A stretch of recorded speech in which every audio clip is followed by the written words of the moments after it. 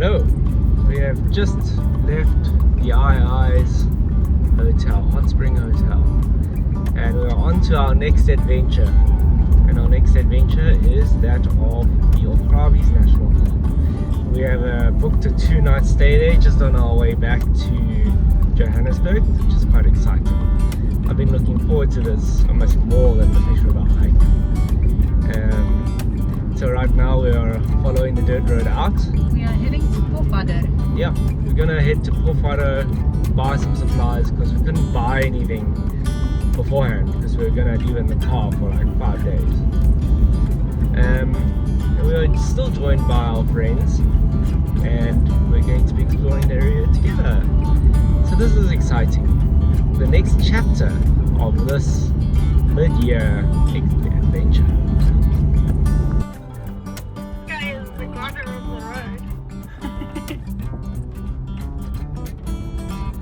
There's another one.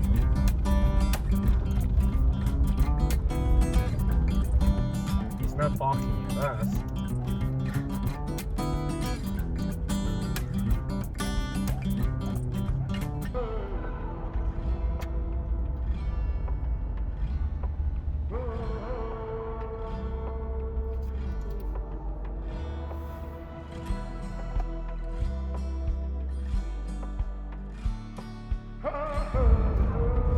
We are crossing the Orange River.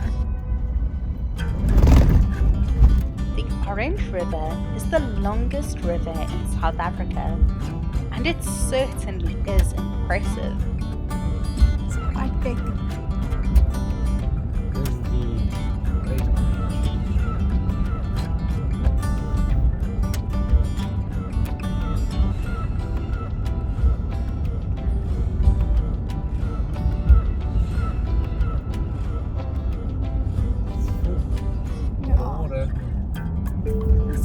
You crossed the border. You crossed the border. We've crossed the border. Back in Safaland. Yep, our homeland. After a few hours on the road through the Karoo, past koppies and quiver trees, we saw the small town of Pofadder in the distance. There is a small shop at the petrol station in Pofadder where we stopped for a pie, in the spirit of fellow YouTuber, the South African Wanderer. It is charmingly decorated with its ox wagon, a Pofadder 4x4. Being in the Karoo, we just had to stop at the butcher to get some lamb chops for the braai. So we have just stopped in Pofadder. Pardon the vertical video. So we have stopped in the Pofadder Turtle, and they have a little hut stop beyond the Turtle. Have amazing pies. Oh my gosh, 45 rand for a pie. A really huge pie. Probably the double the size of a normal garage pie. I've gone for the venison one. Lindsay went for a steak one. And it is very damn good. And next stop is Augrabies.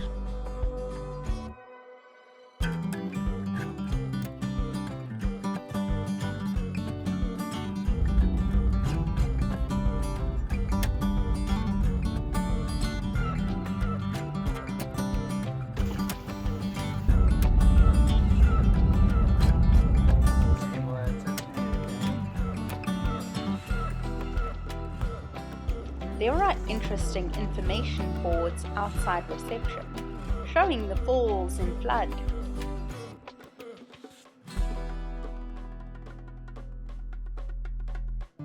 We were pleased with the view from our chalet, and we were happy to enjoy a comfortable room after a week of camping.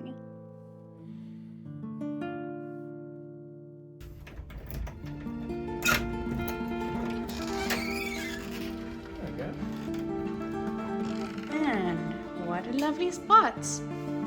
We dropped our bags and headed down the walkway to have a look at the famous falls.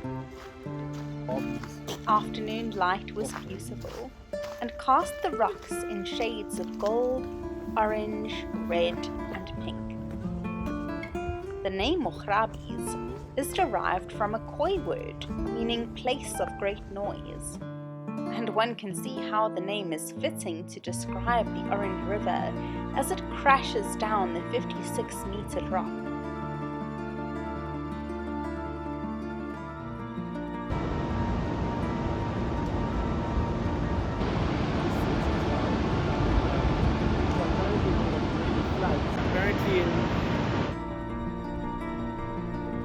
Because we visited in the dry season, the falls were not at their most impressive.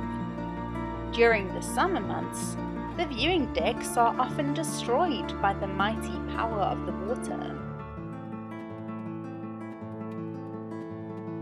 We headed back to our chalet for an evening around the fire, as Calvin made us a delightful potjie.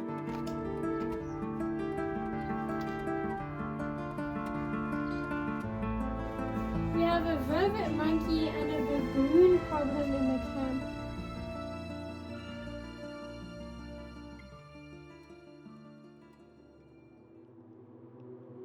The next morning saw a golden sunrise, and we set out for a long game drive to explore the park.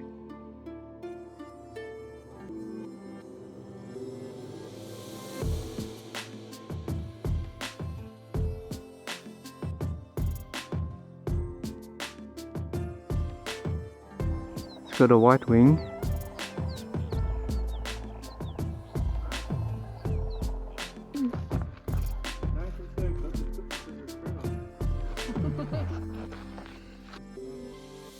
Moon Rock is an interesting landmark. This large granite dome is pockmarked, like the cratered surface of the moon, and it provides a beautiful view of the landscape in all directions.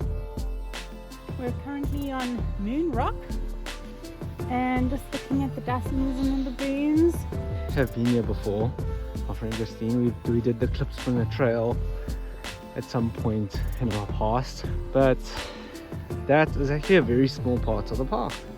So we are going to drive around it today and enjoy the luxuries of a motorized vehicle.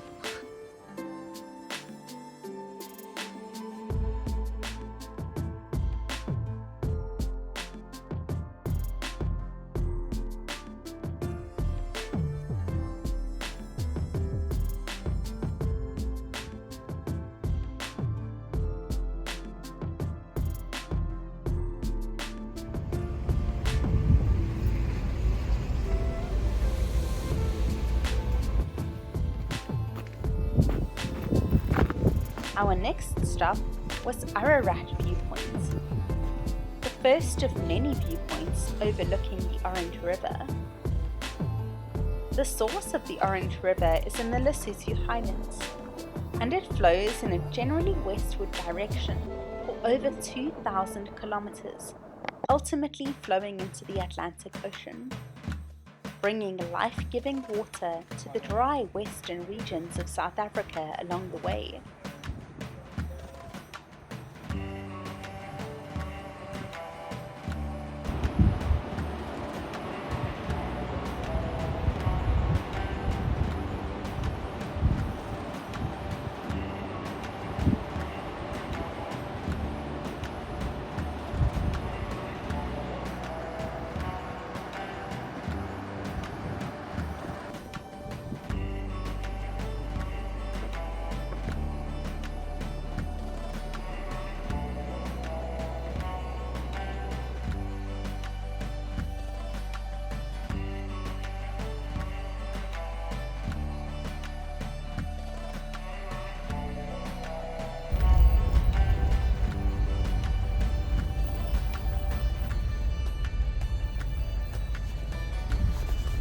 We were advised to avoid the 4x4 trail as the sand is soft and deep, and we had no recovery gear with us. But we explored the main dirt roads of the park.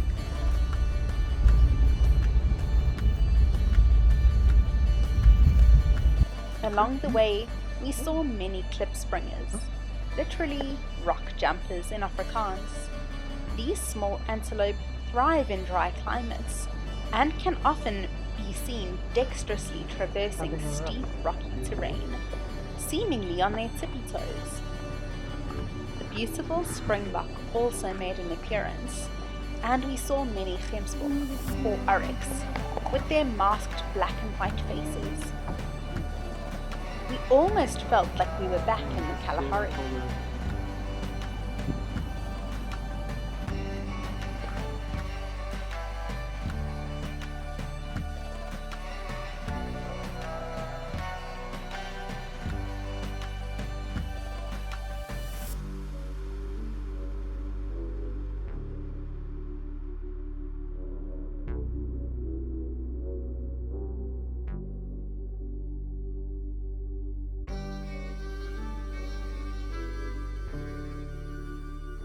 Quiver trees often provide a home for sociable weavers who construct impressive nests in their branches. These photogenic aloes are a protected species in South Africa. I want to see a Cape Cobra in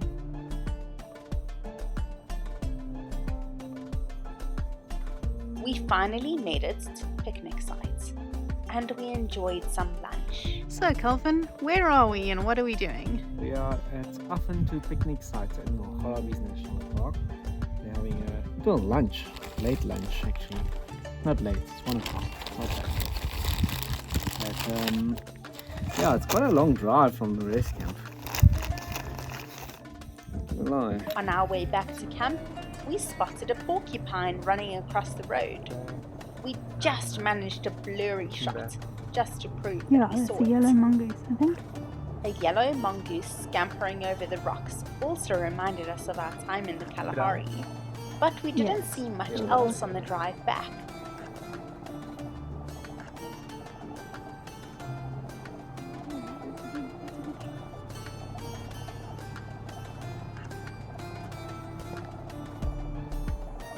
Turn around.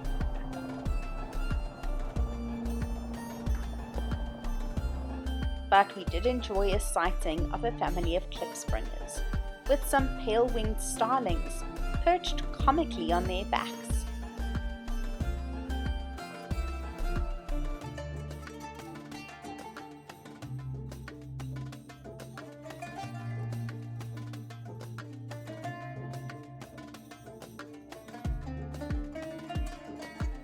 We were delighted to watch the three come down to drink at a waterhole together.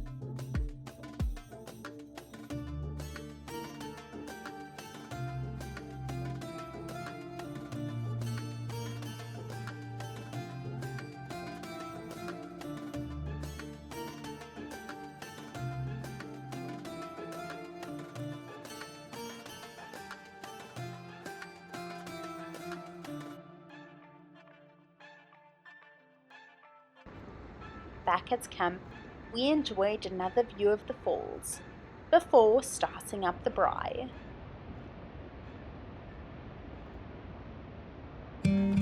Oh, look at this spooky, moody walkway to the falls at night. So if you want a treat, come and look at the falls after dark. They are floodlit and it's pretty spooky and cool.